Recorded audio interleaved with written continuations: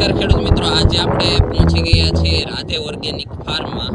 તો ખાસ પ્રફુલભાઈ પાસેથી જાણશું કે પ્રફુલભાઈ, આ અમરગોલ્ડ ખાતર કરીને છે ગાયના સિંગનું ખાતર, તો કઈ રીતે તમે વાપરેલું હતું ને કેવું રિઝલ્ટ હતું? આપણે એને આ જે માર્ક કરેલું છે ને વચ્ચે, હા, ત્યાંથી અને આ જે લાકડું છે, હા બસ એ બંને માર્કમાં બધા પટ્ટામાં હાવ છેલ્લું નહીં અને વચ્ચે સેન્ટ્રલથી સાઈડ 40% ભાગમાં આપણું યુઝ કર્યું હતું બાયોડાયનેમિક. કેટલા દિવસથી આપણે યુઝ કર્યું હતું એને? યુઝ કર્યું અને આજે 13-14 દિવસ થયા.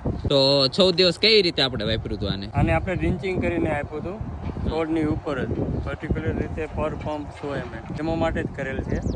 તો ડેવમાં કેવું કર્યું? હા, રિઝલ્ટ સારું મળ્યું છે.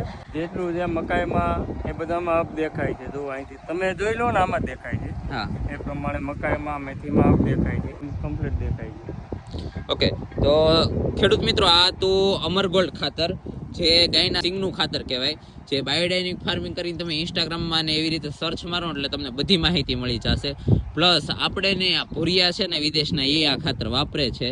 તો ખાસ તમે આ ખાતર મગાવવા માંગતા હોય તો આપેલ નંબરનો કોન્ટેક્ટ કરી શકો છો ને એકવાર જરૂર વાપરો. 100% ઓર્ગેનિક અને નેચરલ વસ્તુ છે. સાથે તમે ડીએપી યુરિયા વાપરતા હોય ને તો તમે એક ફેરો તો જરૂર ટ્રાય કરો અને બને એટલા ઓર્ગેનિક તરફ વળો. જય ગૌ માતા, જય ગોપાલ.